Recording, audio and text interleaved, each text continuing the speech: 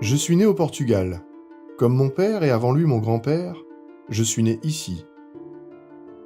Et pourtant ma vie est ailleurs, plus haut vers le nord, en France.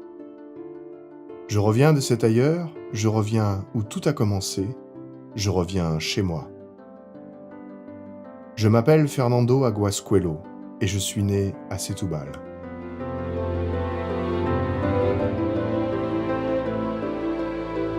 De mon enfance portugaise, j'ai en mémoire des images et des senteurs.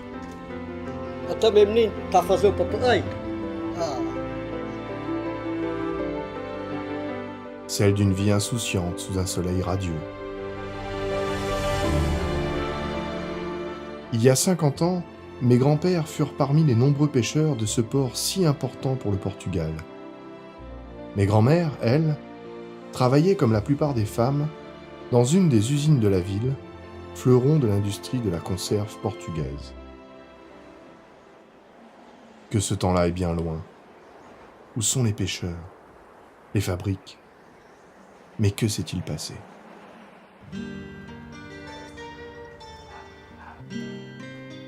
Je me souviens de mes premières vacances, de retour au pays dans des voitures surchargées de bagages, un long voyage, interminable.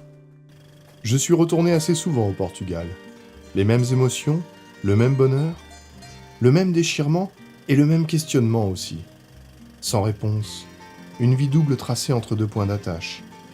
Des voyages remplis de saudades, entre deux cultures, entre deux langues, entre deux pays que le temps a rendus inextricables. Une vie condamnée à voyager entre le rêve et la réalité. Estado Novo. Un régime qui sévit depuis 1933. Un ordre totalitaire basé sur la sacralisation de celui qui l'incarnait, Antonio de Oliveira Salazar, allégorie vivante de pouvoir absolu et sanctuaire des privilèges du possédant, s'asphyxie lentement et s'écroule sur la place du marché aux fleurs de Lisbonne par la volonté d'intellectuels, relayée par de jeunes officiers exaltés par l'avènement de la démocratie portugaise.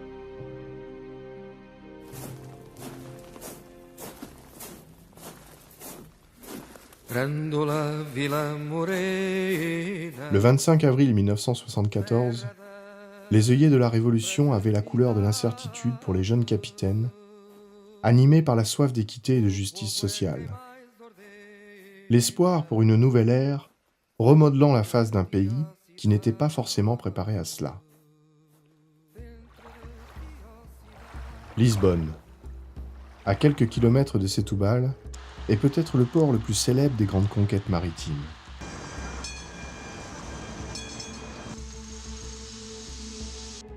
En quête du toujours plus loin, quitte à ne jamais atteindre l'horizon lointain, le Graal des marins.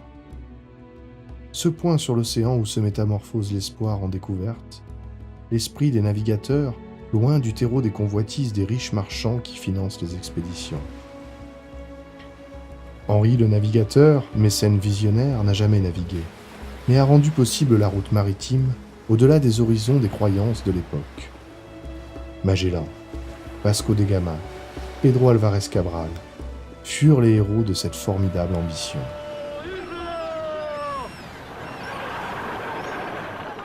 L'histoire et la culture du Portugal ont toujours été intimement liées à l'océan. La pêche est une de ces traditions ancestrales où la mer devient elle-même une richesse dont les trésors ne se livrent pas sans quelques combats. Tout le long de cette côte atlantique se calent des ports de pêche, mais celui que j'affectionne plus particulièrement est bien entendu celui qui m'a vu naître, Setúbal.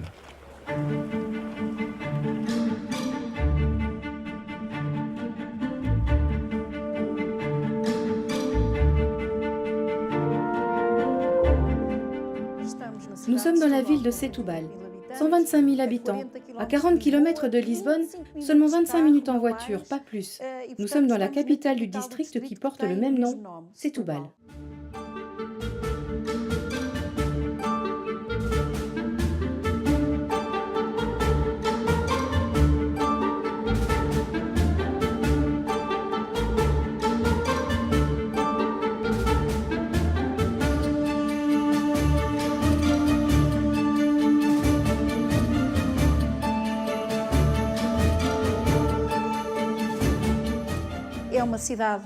C'est une ville splendide, avec une grande tradition dans la pêche et la gastronomie.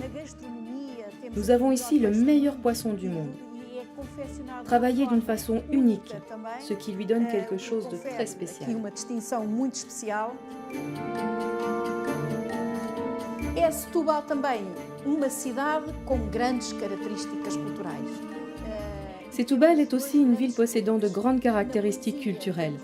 Nous avons deux personnalités importantes, une dans la poésie, Manuel Maria Barbosa de Bocage, de descendance française, et pour le chant lyrique, une des meilleures chanteuses de son époque au XVIIIe siècle, Luisa Todi.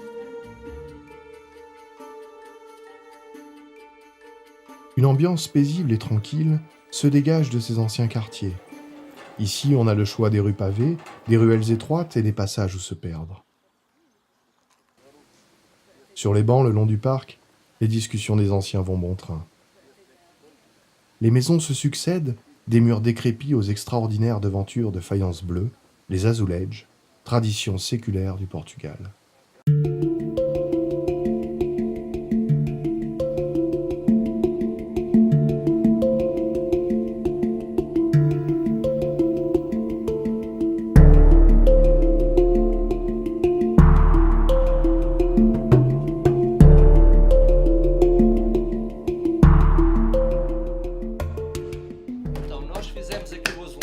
Nous faisons ici les azulejos tels qu'ils étaient fabriqués à la fin du XVe siècle, tout à la main. L'argile vient du nord du Portugal, dans la région de Porto, pour sa couleur. Et cette argile est unique, du fait qu'elle a conservé les mêmes caractéristiques de l'argile du siècle passé, qui venait de Lisbonne. Elle était transformée à côté du fleuve et mise dans les caravelles qui allaient au Brésil ou vers les Indes. Elle ne servait pas uniquement de monnaie d'échange, mais principalement comme lest dans les cales de bateaux.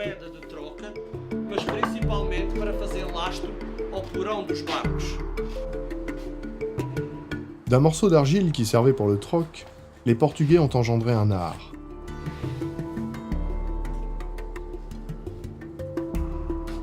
Malgré la fabrication industrielle de ces céramiques, l'artisanat traditionnel tient encore une large place dans la culture d'aujourd'hui.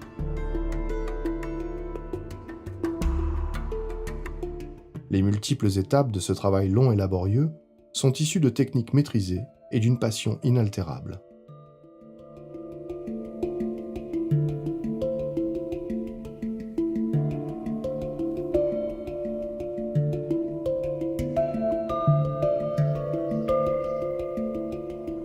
Calme, sérénité et précision sont les maîtres mots pour aboutir à ces azulejos dont les petites imperfections en font toute l'authenticité.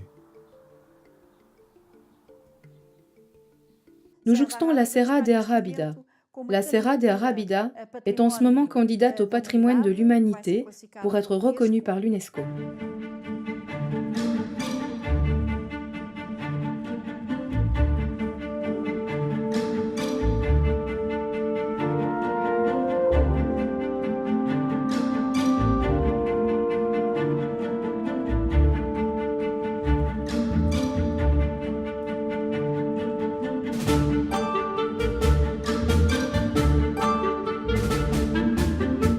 Nous avons aussi à Setúbal une magnifique baie. Une baie avec un fleuve qui s'appelle Usado.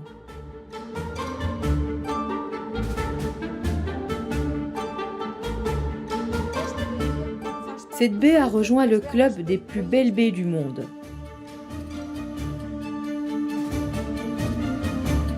De l'autre côté de l'estuaire, sur la presqu'île de Troia, se dressait la Tour Haute.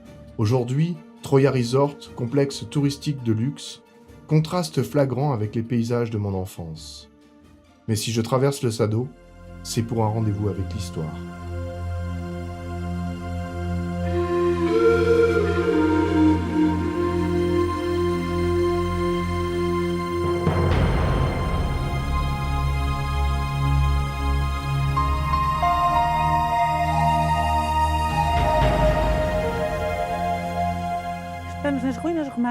Nous sommes dans les ruines romaines de Troia, un grand centre de production de salaison de poissons, installé ici dans la première moitié du 1er siècle avant Jésus-Christ. Troia, à l'époque romaine, aurait été une île. Nous pensons qu'il devait avoir compris que c'était un grand site très bas. Il n'y avait pas les dunes qu'il y a aujourd'hui. L'accès était très facile depuis la mer. Tout cela a été déterminant pour le déchargement des bateaux qui arrivaient avec le poisson, le sel, et aussi pour charger les amphores et embarquer les produits finis.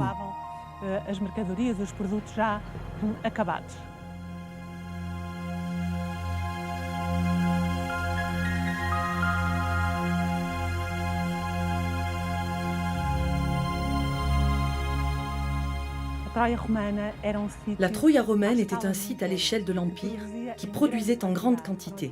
On a identifié 25 sites de salaison de poissons. Troia n'a pas survécu à l'effondrement de l'Empire. Les dernières productions remontent à la première moitié du 5e siècle. Que faisait-on réellement dans ce site? Quels étaient les produits? Nous savons par des textes anciens que le monde romain faisait essentiellement du poisson salé. La salaison n'est pas difficile à réaliser.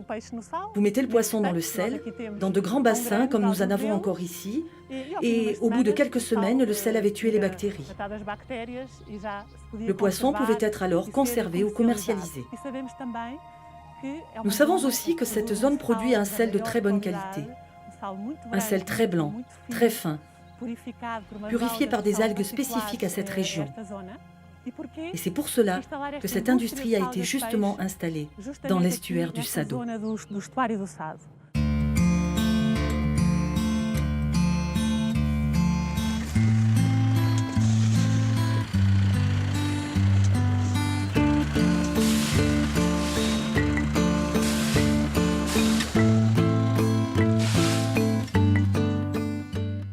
L'âge d'or du commerce du sel à Setúbal se situe au début du XVIe siècle.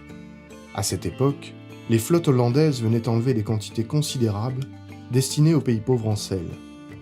En échange, elles apportaient les céréales des pays baltes nécessaires à l'alimentation du Portugal, dont la production était souvent inférieure aux besoins.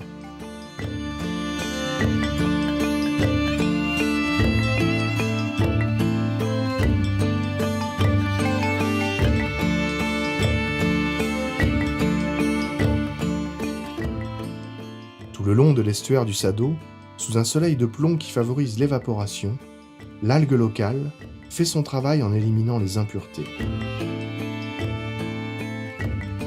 Elle permet de produire ici un sel à gros grains, d'une blancheur éclatante, le plus beau, le meilleur d'Europe. Je vais à la rencontre de Monsieur Bichat, propriétaire de la dernière saline en activité. Autrefois, il y avait des centaines de salines. Aujourd'hui, nous sommes les seuls. Je ne dis pas que le sel était meilleur, mais il y avait plus de rendement. Les fabriques de conserve ainsi que la flotte industrielle de la pêche à la morue, qui consommait beaucoup de sel, ont été abandonnées. Alors les salines ont cessé leur activité. Une activité devenue peu rentable, car il y a très peu de débit. Le sel est une tradition de famille. C'est l'héritage de mes grands-parents. Mon père a continué aussi. Nous continuons. Et au-delà de cette tradition, maintenant, nous arrivons à voir plus loin pour cette saline. On produit près de 1500 tonnes selon les années. Il y a des années plus importantes, d'autres moins. Je pense continuer tant que je peux, mais il faudra s'arrêter. Il y a un moment pour s'arrêter. Pour le moment, nous faisons le futur, et le futur appartient à Dieu.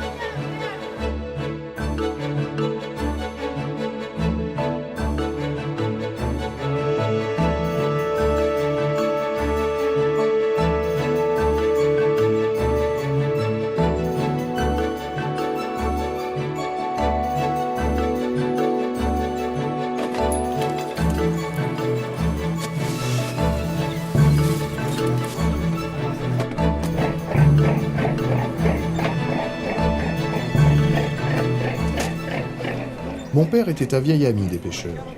Monsieur Ricardo, patron de pêche qu'il a bien connu, m'invite à une expérience particulière. 24 heures parmi ces hommes.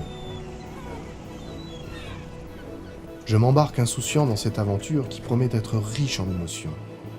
Carlos, le capitaine, après 30 ans de bons et loyaux services auprès de Monsieur Ricardo, écume encore l'océan. Il est le pur héritier de ces fameux pêcheurs portugais, ces ancêtres qui partaient de longs mois, bravant les tempêtes et le froid glacial de Terre-Neuve et invitant à leur table le fidèle ami, le bacalao. Cette morue qui deviendrait plus tard le plat national.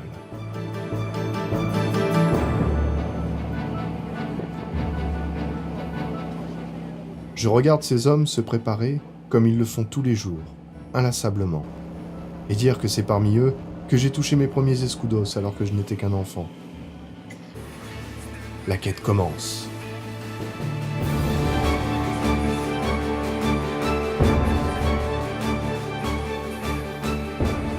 Nous ne sommes partis que depuis quelques heures, et Antonio le second a déjà les yeux rivés sur le sondeur. Aujourd'hui, les bateaux sont obligés d'aller plus loin pour trouver du poisson. Tandis que le soleil disparaît lentement à l'horizon, il ne faut pas relâcher la tension, car de cette pêche dépend le maigre salaire de ces travailleurs des océans. Les heures passent, et toujours rien. La nuit est bien entamée, et les autres bateaux ont déjà lancé les filets. Hein ? Mais quelle heure est-il ? 3 heures du matin. Ça y est ? C'est notre branle-bas de combat ?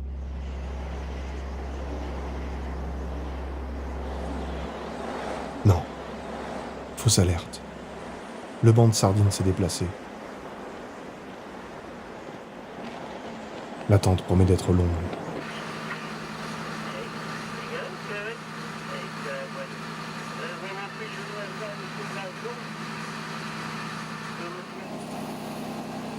Aux premières lueurs du jour, les yeux rougis par la fatigue et le tabac, le second scrute toujours. On pourrait croire que c'est de l'inconscience ou de la folie que de faire ce métier.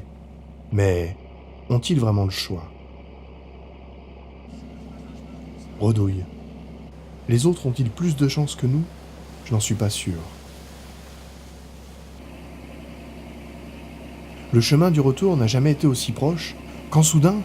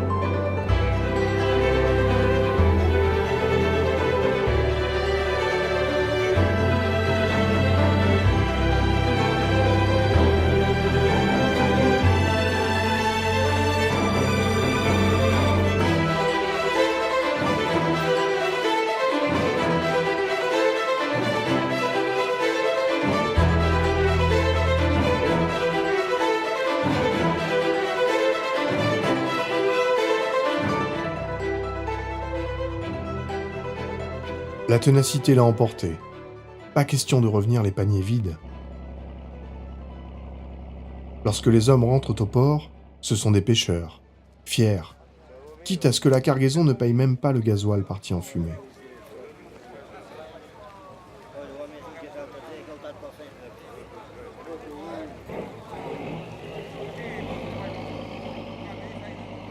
Dans mon enfance, je venais ici pour admirer la danse des bateaux dont les cales pleines allaient alimenter les usines de la ville.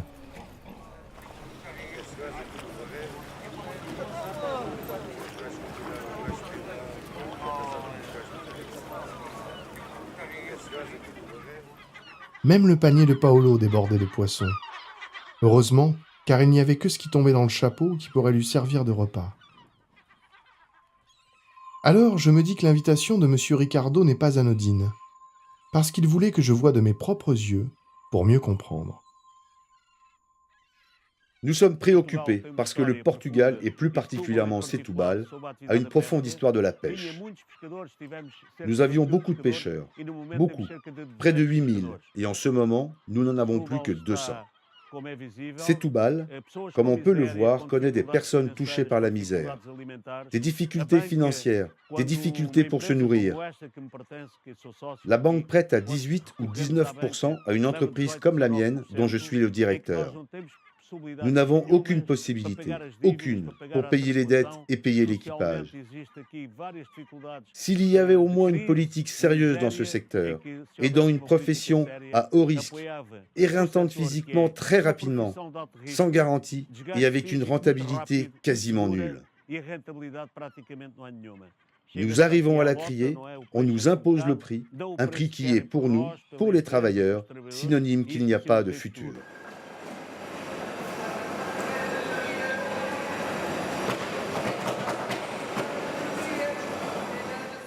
La criée. C'est ici que tout se joue, y compris le salaire de nos pêcheurs. Mais elle aussi a bien changé. Je travaille chez Dock et Pêche depuis 30 ans. C'est une vie pratiquement. Au jour d'aujourd'hui, par rapport à autrefois, il y a moins d'employés que par le passé. Parce qu'il y a de nouvelles évolutions, telles que les ordinateurs. Autrefois, c'était à la criée. Tout était manuel. Maintenant, ce temps est révolu.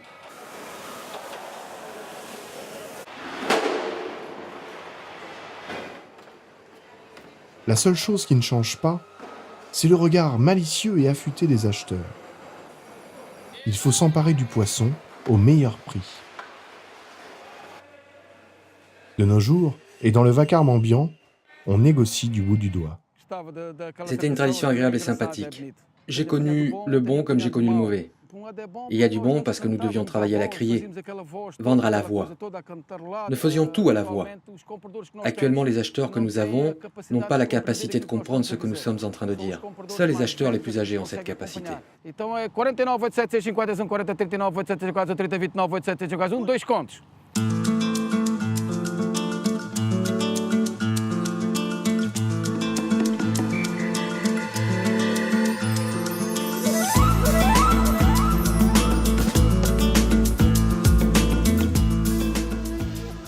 De la criée au marché couvert, il n'y a qu'un pas.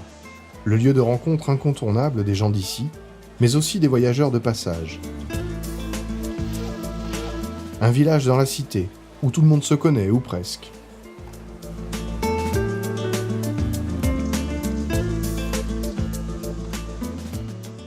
De toutes les sortes et de toutes les pêches, le poisson s'empile sur les étals, de quoi vous donner l'eau à la bouche, aiguiser l'appétit, et finir noblement dans votre assiette sous la forme d'une des nombreuses recettes culinaires du Portugal.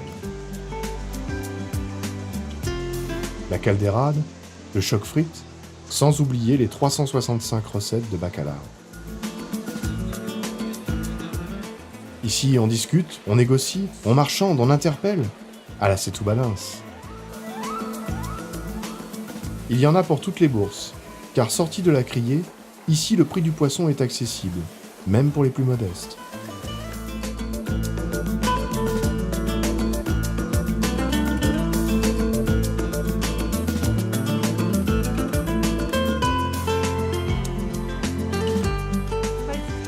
Des études nous ont révélé que le poisson le plus utilisé ici, à l'époque romaine, était la sardine.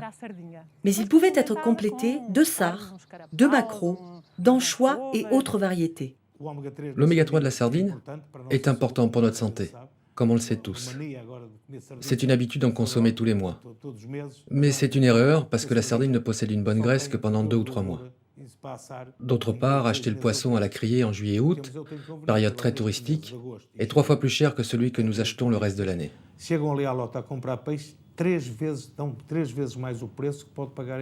C'est pour cela que nous rencontrons des difficultés, parce que nous voudrions avoir de la sardine grasse tout au long de l'année, mais la mer décide et nous devons faire avec.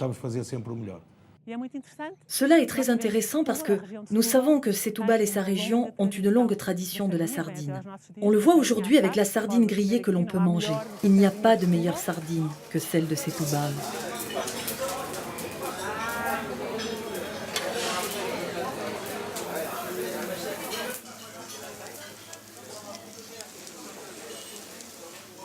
À l'heure du déjeuner, un doux parfum embaume les rues de la ville. Les grilles s'activent et pour quelques euros, on peut se régaler d'un plaisir simple, la sardine grillée. Véritable rituel incontournable.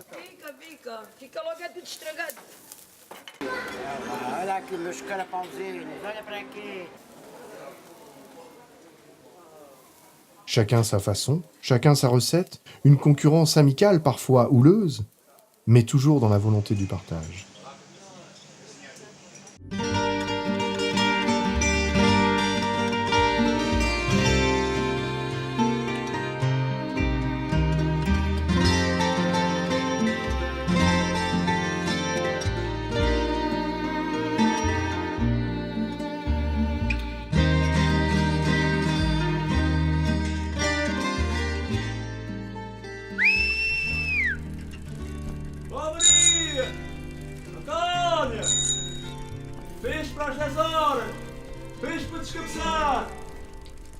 À l'époque, on savait très vite quand les bateaux revenaient de la pêche, car le siffleur tant attendu entamait sa parade dans les ruelles de la ville.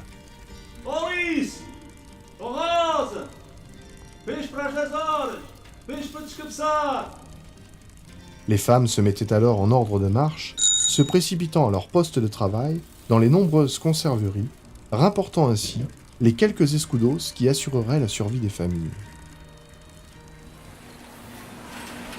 Tinha 12 anos. Com 13 anos, você com 23. Com 26 anos. Tinha 14 anos. À 14 ans, j'ai commencé à travailler. J'avais 75 ans lorsque j'ai quitté la fabrique. Ah, c'était difficile. On allait avec le ventre qui criait famine. Nous n'avions pas à manger. Et parfois, quand je rentrais à la maison, ma mère, la malheureuse, pleurait car elle n'avait rien à nous donner à manger, à moi et à mes frères. On travaillait jusqu'à 2 ou 3 heures du matin. À l'usine Spanish de Villa Maria, j'ai travaillé une fois jusqu'à 6 heures du matin. Quand on arrivait à la maison, il n'y avait même pas le temps pour manger. On avait juste le temps de se laver, changer de vêtements et retourner à l'usine. Le contremaître venait compter combien de boîtes avaient été faites. Ensuite, elles allaient au sertissage. On battait les boîtes les unes contre les autres pour vérifier si elles n'étaient pas bombées. Les bonnes étaient conservées, les autres mises de côté. J'ai des souvenirs de bonne camaraderie. Je gagnais 5 toches de l'heure. Je gagnais 1200, de l'argent de cette époque. Jusqu'à 2,5, 3 escudos, c'était peu. Environ 200 femmes travaillaient à l'usine. Elle était très grande. Il y avait le patron, tous les jours présent. Il allait et venait. Nous bavardions alors que nous n'avions pas le droit. Mais nous parlions. Et il disait, « Tu vas t'arrêter de parler, travailler plus. » C'était ainsi. Je les aidais et je les formais bien. Ici, il n'y avait pas d'amis, ni voisines, ni personne. Bon, c'était un autre temps. Mais là, dans l'usine, il y avait du respect. C'est moi qui voyais lesquelles étaient les plus méritantes et lesquelles étaient vaillantes. Sertir les boîtes, enlever les boîtes, emporter les piles de boîtes pour de nouvelles boîtes. Il était 2 ou 3 heures du matin.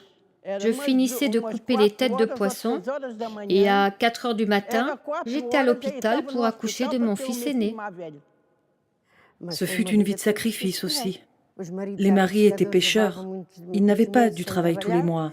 Et c'est nous qui devions subvenir aux besoins de la maison. C'était comme ça la vie. Toute la famille travaille à la fabrique. Il y a des moments où je rêve de l'usine. Encore aujourd'hui, j'ai de la peine. Parce que tout est arrêté.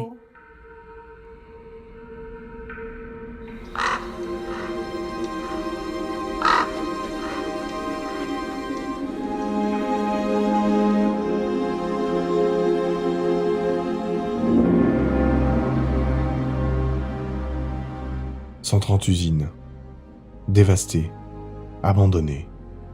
Pourquoi ?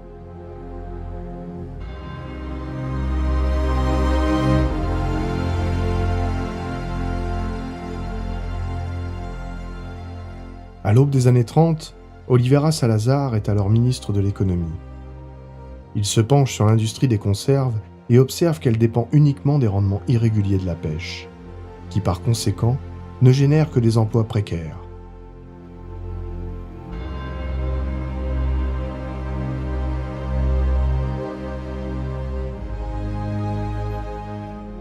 Il crée la Société coopérative nationale de conserve afin d'organiser la production pour qu'elle s'adapte au flux et oriente les marchés vers l'exportation.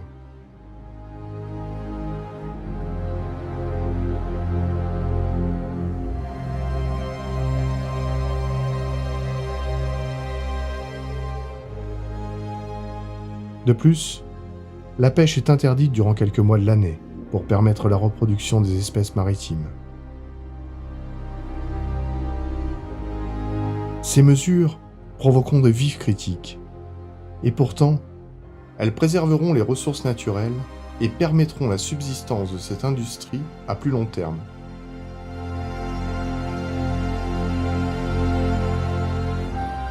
Mais à la chute du régime, en 1974, le peuple vote l'émancipation de la pêche. La production, alors débridée, entraînera à sa perte une industrie désormais livrée à elle-même face à l'économie de marché.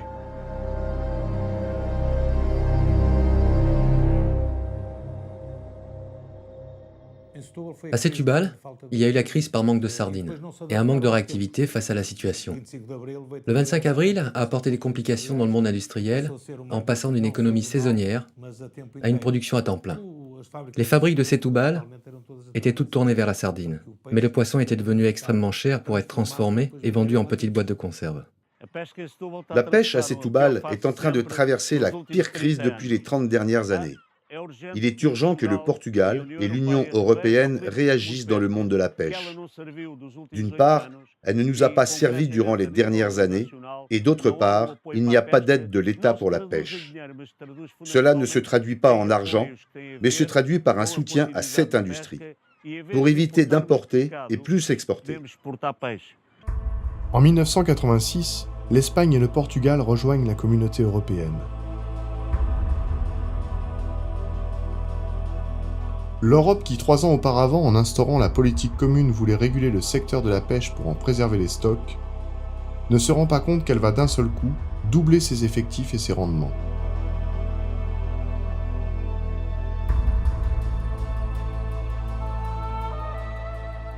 La décision est prise d'inverser la vapeur et faire machine arrière.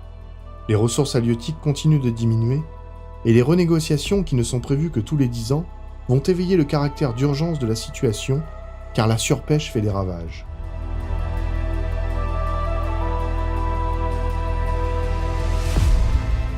Les États membres décident de restructurer la flotte et subventionnent l'achat de bateaux plus petits, ainsi que des filets plus sélectifs pour en diminuer les capacités. L'Europe demande en contrepartie de détruire les anciens bateaux.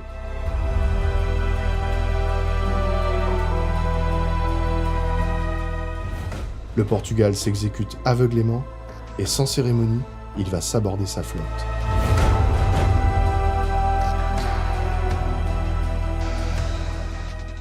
Parallèlement, le prix du gasoil grimpe et les coûts de production augmentent. Des milliers de pêcheurs vont être mis au chômage malgré eux. Ils ne comprennent pas pourquoi cette Europe qui était censée apporter le bienfait économique semble détruire leurs emplois sans les défendre.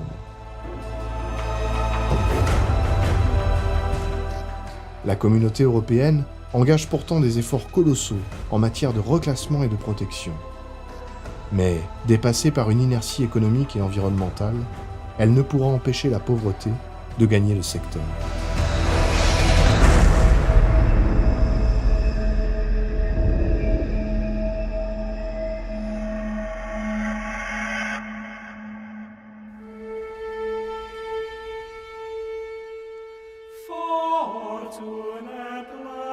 Quand on est portugais, la prière est un acte naturel transmis par nos parents. Et pourtant, ni la commémoration de la Vierge, ni la procession n'avaient revêtu autant d'importance pour l'enfant que j'étais.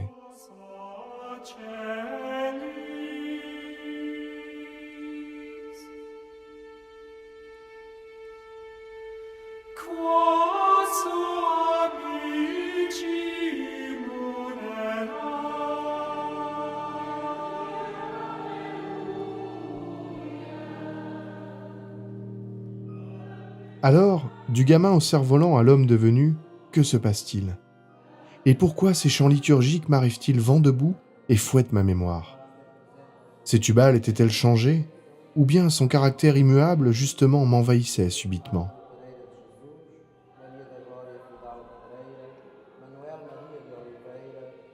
La vérité est certainement entre les deux. Sétubal donnait l'impression d'une renaissance, et je me sentais lié à cela.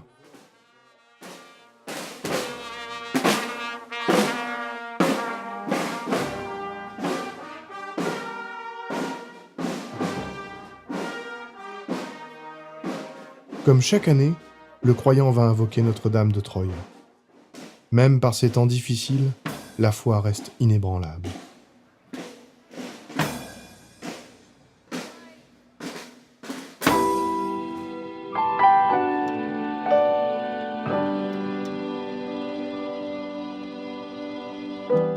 Comme un défi aux accidents de la vie, les pêcheurs fiers et audacieux vont encore naviguer pour braver le destin.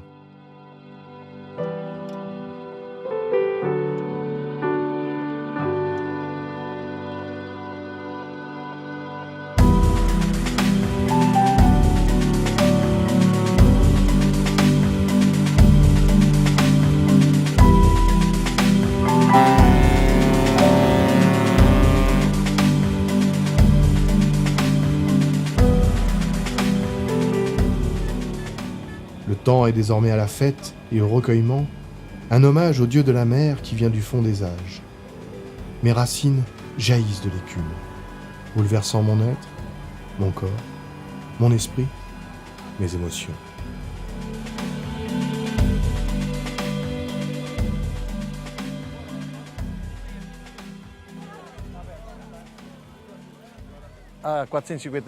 Il y a déjà 450 ans que cette fête existe.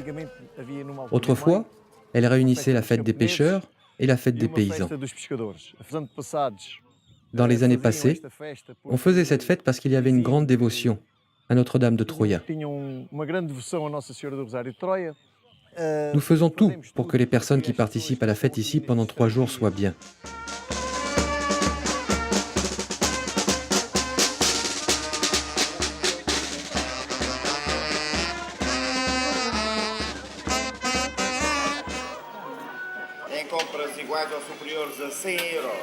Cette fête est devenue pour notre ville de Setúbal la plus importante fête chrétienne.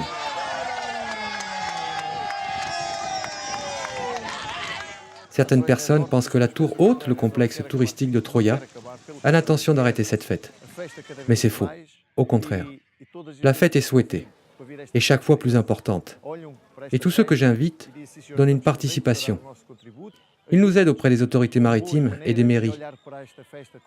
Et cet événement peut apporter beaucoup au tourisme de Setúbal et à la péninsule de Troyes. Setúbal, Setúbal, Setúbal, a tua gente é porreira. Pois é, pois é, pois é, não é nada pra brincadeira. Et tant que Notre-Dame me donne la force, je continue. Je vais continuer, parce que cette fête le mérite. Les pêcheurs aussi. Tout ce que je fais est à titre gratuit. Nous le faisons par amour et avec tendresse, et donner de nous-mêmes est la meilleure façon d'apporter notre contribution.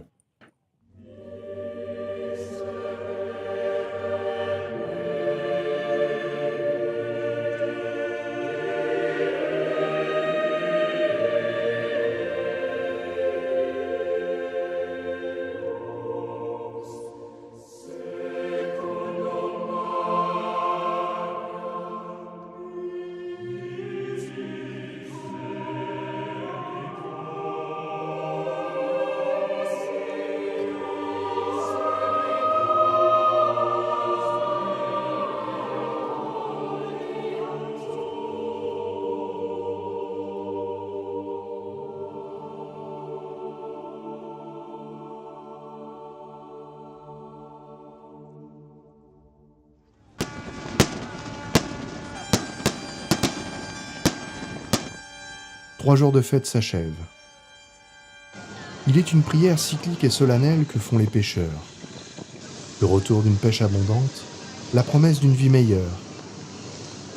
Exorciser les souffrances accumulées pour conjurer le sort, à l'image du vœu de guérison que la Vierge vient transmettre aux malades de l'hôpital Santiago do Utao. Elle retournera enfin à son poste de vigie en l'église de San Sebastião, elle, la protectrice.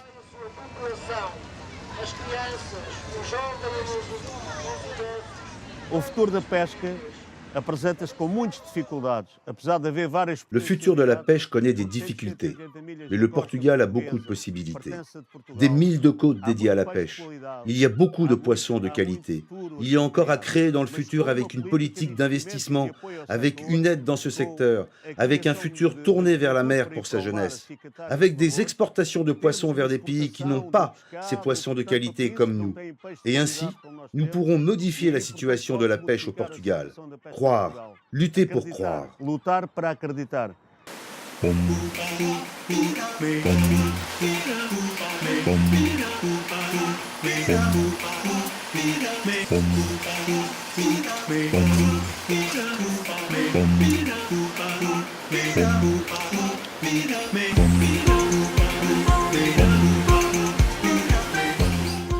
Plus au nord, dans la région de Porto, l'usine Ramirez, dirigée par M. Machado, tourne à plein régime. Elle perpétue la tradition de la conserve. Malgré la modernisation des chaînes de fabrication, ce sont les femmes qui continuent génération après génération à conditionner les produits de la pêche.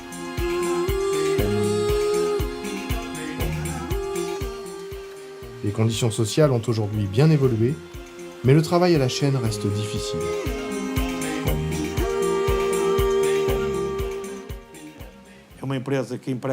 Cette entreprise emploie 250 personnes. La partie sociale est très importante afin d'entretenir de bonnes relations avec nos employés. Nous avons une crèche pour les enfants de notre personnel. Nous avons des transports qui vont chercher et ramener nos employés. Cette organisation sociale est en place depuis une dizaine d'années. Nous vivons tous cette situation au quotidien. Nous sommes exigeants avec notre personnel, mais nous le récompensons bien, car rien n'est plus important que d'avoir de bonnes relations avec nos ouvriers. Nous leur donnons quelques avantages et ils nous le rendent bien. Pourquoi cette industrie est une industrie de passion? Tous les jours, cela commence dès l'achat du poisson à la criée jusqu'à la production. Et nous cherchons à travailler avec des matières premières portugaises. Mais la matière première ne suffit pas. Chez Ramirez, une partie de la production est encore faite de manière artisanale. Tout en respectant les normes drastiques de la communauté européenne, ce produit a gardé une identité grâce à la précision de ses petites mains, gage de qualité et de savoir-faire pour élever ses petites boîtes à l'excellence et au prestige.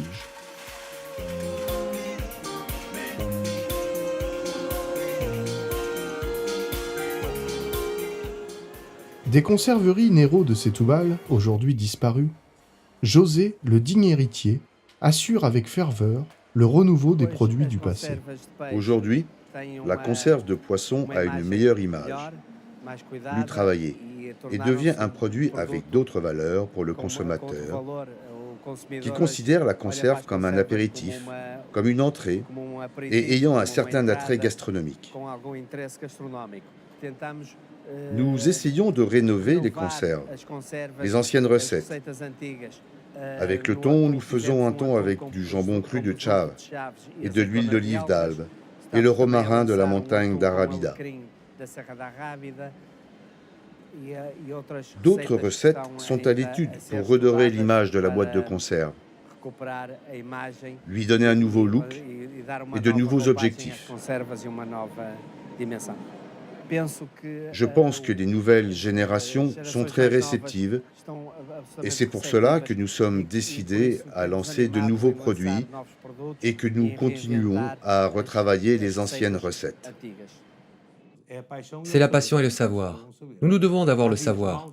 Il y a des jours mauvais, il y a des jours bons. Et comment dire? Souvent au Portugal, on parle surtout des mauvais jours, alors qu'il faut parler des bonnes choses. Tout ce qui descend finit par remonter. Remonter. Voici notre combat. le combat de tout un peuple.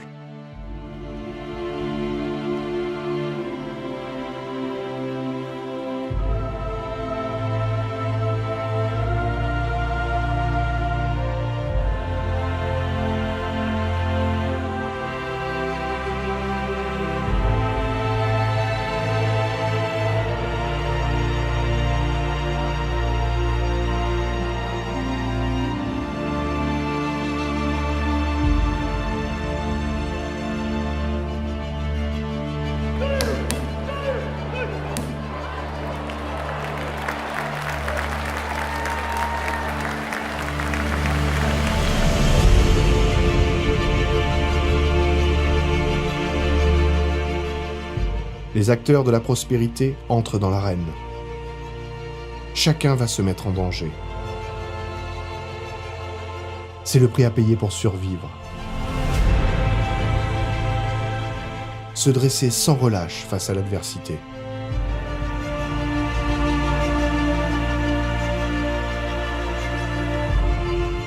Implorer les cieux pour trouver le chemin de la victoire.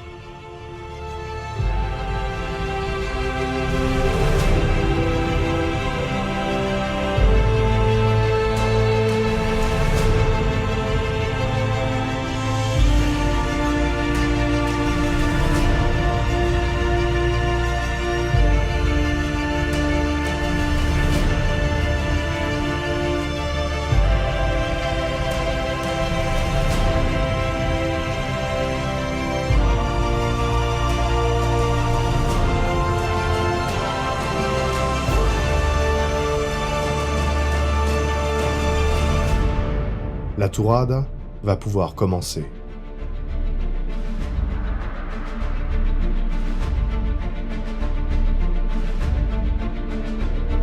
Comment le labeur de ces hommes peut-il résister au rouleau compresseur de l'économie ?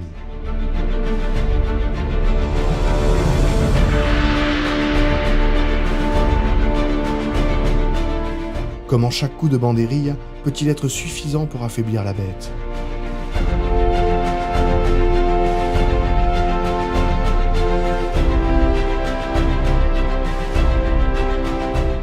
Il faut esquiver les coups portés par un adversaire sans visage.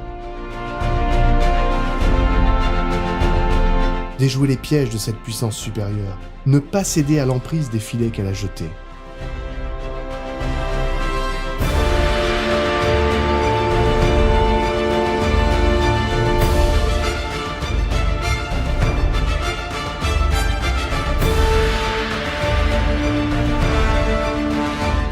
Loin des illusions, c'est la machine qui impose ses règles.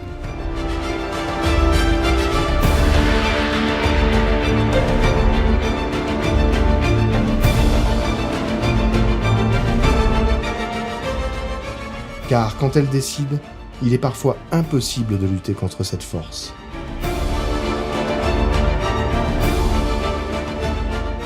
Seule l'unité et la fraternité peuvent faire la différence. Tels ces forcados qui s'unissent pour ne former qu'un et maîtriser enfin l'incontrôlable.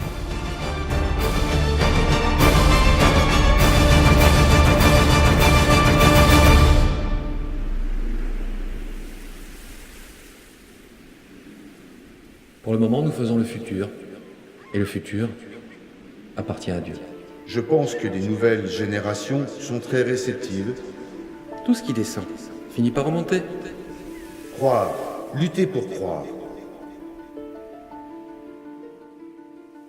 Arrivé au bout de mon voyage, je contemple mon pays et mon peuple.